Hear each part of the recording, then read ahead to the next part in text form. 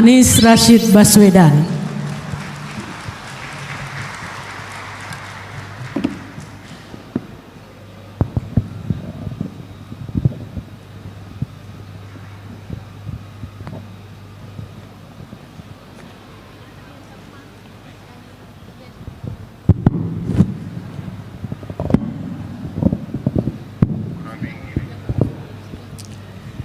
Assalamualaikum warahmatullahi wabarakatuh.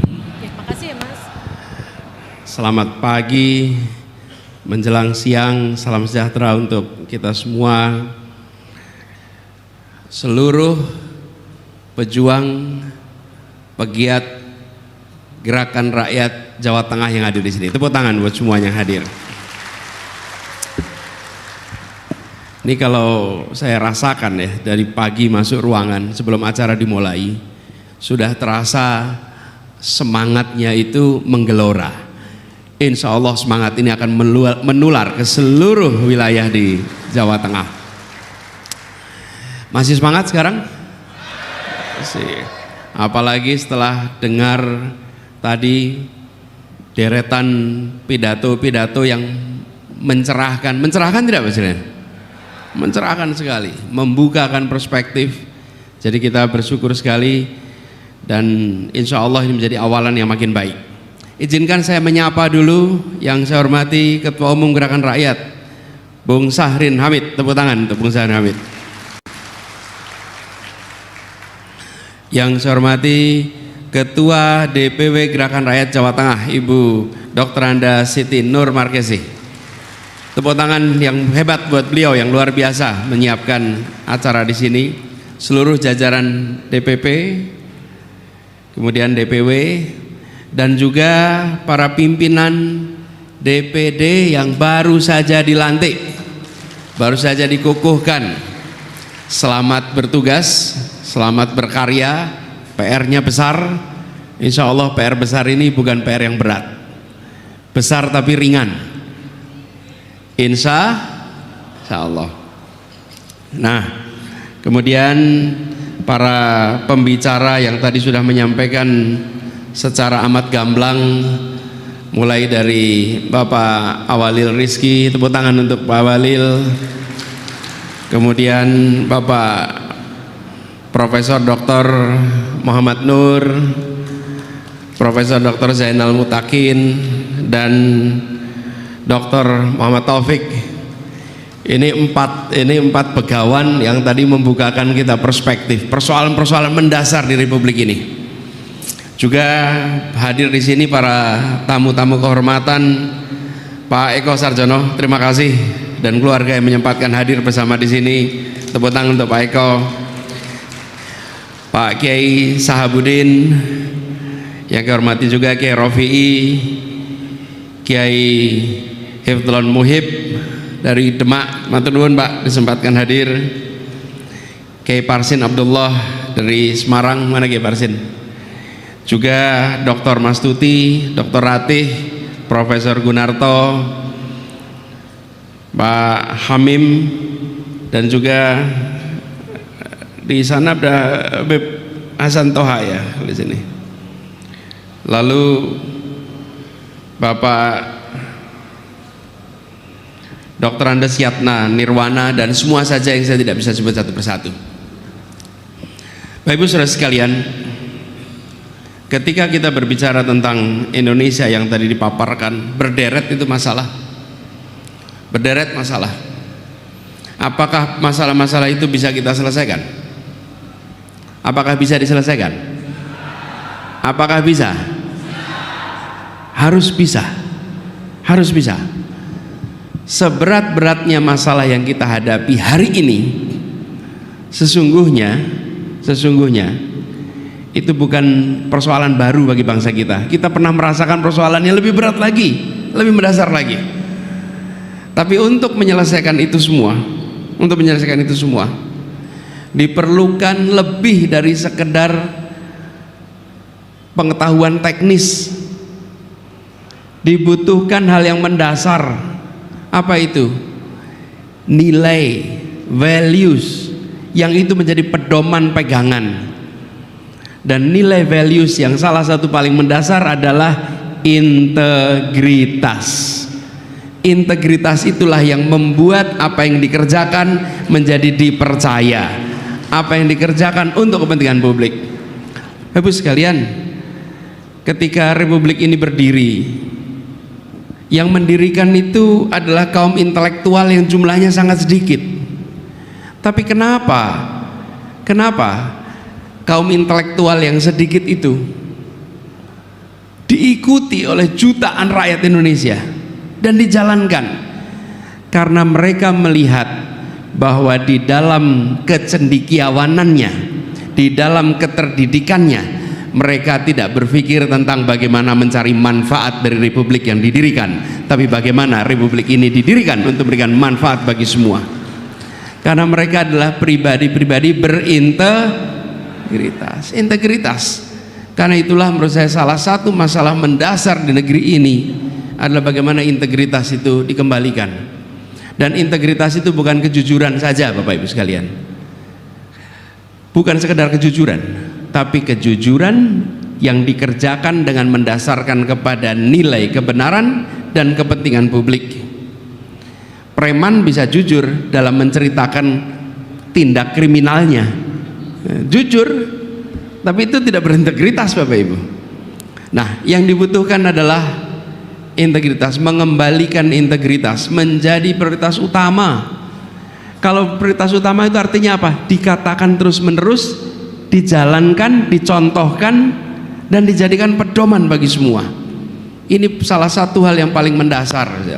Lalu yang kedua, Bapak sekalian, yang kita sekarang turunan dari itu, yang saya rasa kita perlu kerjakan sama-sama dan urgen ini, mengedepankan transparansi dalam semua pengambilan kebijakan.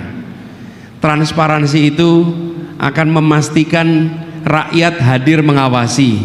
Transparansi itu memastikan negara bisa menunjukkan kepada rakyat apa saja yang dikerjakan.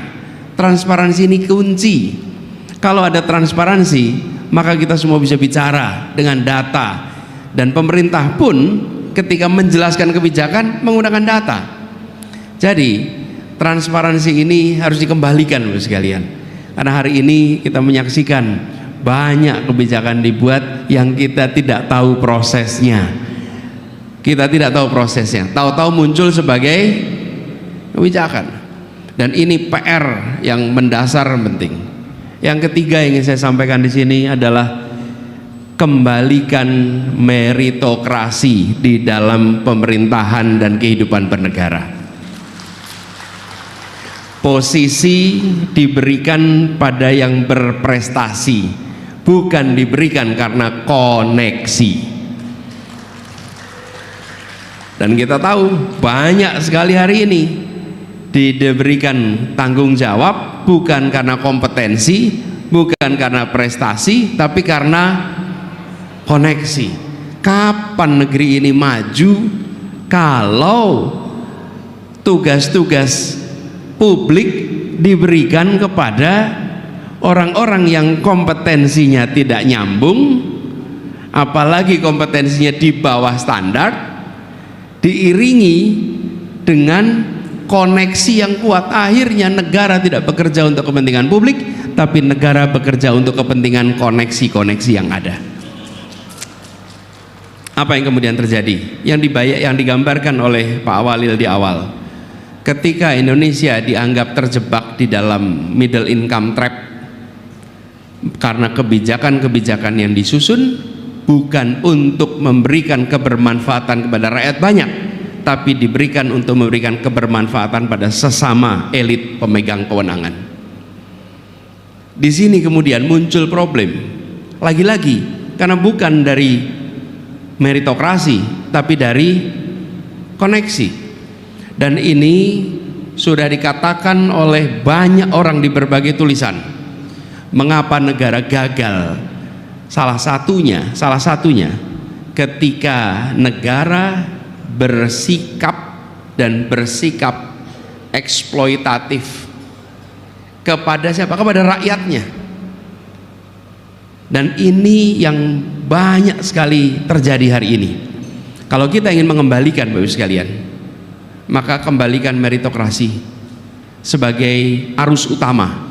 Tidak mungkin satu-satunya, tapi arus utama di institusi pemerintahan yang mendapatkan amanat berdasarkan kompetensi dan prestasi. Di TNI kompetensi prestasi, di polisi kompetensi prestasi, bukan karena koneksi. Tapi kalau itu karena koneksi, apa yang terjadi? Yang terjadi adalah menjadi sikap langkah yang mencari kesempatan untuk memperbesar koneksi-koneksi yang ada. Ibu sekalian, konsekuensinya apa hari ini? Kita menyaksikan bagaimana jabatan dipandang sebagai pendapatan, jabatan dipandang sebagai kegiatan mencari keuntungan. Memegang jabatan publik artinya mencari rente. Tidak boleh dibiarkan republik ini berjalan di dalam rel yang salah seperti ini. Nggak boleh. Apa yang terjadi di depan layar? Sepertinya semua baik-baik saja, tapi di layar apa? Layar posisi-posisi. Di balik layar ada percakapan tertutup yang tak pernah keluar ke publik. Jabatan X diberi nilai Y, jabatan A diberi nilai B, dan itu kemudian menjadi segalanya serba transaksional. Dan kalau serba transaksional, nanti ujungnya yang tidak boleh terjadi di negeri ini dan harus dihentikan, negara tidak boleh berdagang dengan rakyatnya. Rakyat itu bukan konsumen jasa perdagangan bagi negara. Profesor General Arifin tadi cerita, rakyat itu adalah pemegang kekuasaan.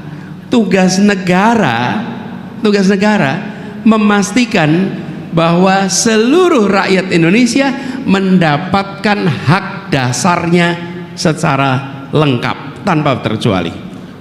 Pelayanan kesehatan, pelayanan pendidikan, pelayanan perumahan adalah 3 hak dasar yang harus dikoreksi di negeri ini. Tadi diceritakan tentang antrian untuk pelayanan kesehatan yang sampai selama itu. Apa yang terjadi Bapak sekalian ketika itu terjadi? Yang merasakan itu, penderitaan itu adalah mereka yang strata ekonominya di bawah. Bahkan sekarang yang di tengah pun sudah mulai merasakan bagaimana pelayanan pendidikan, pelayanan kesehatan secara sistemik menyingkirkan yang lemah untuk makin lemah. Tadi di kesehatan sudah diceritakan. Ini harus ada perubahan sistem yang mendasar, bahwa di republik ini kalau orang mengalami gangguan kesehatan, negara harus hadir dan membuat setiap warga negara merasakan pelayanan lengkap yang setara bagi semuanya. Harus dikerjakan.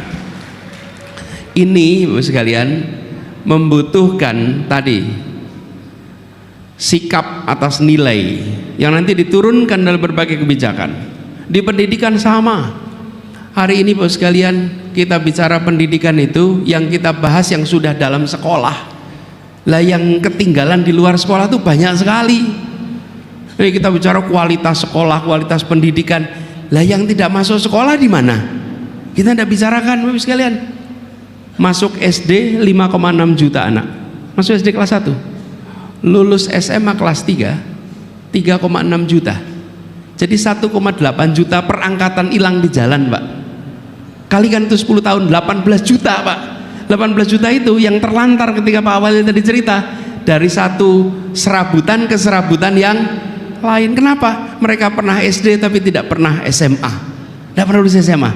Itu 1,8 juta per kohort.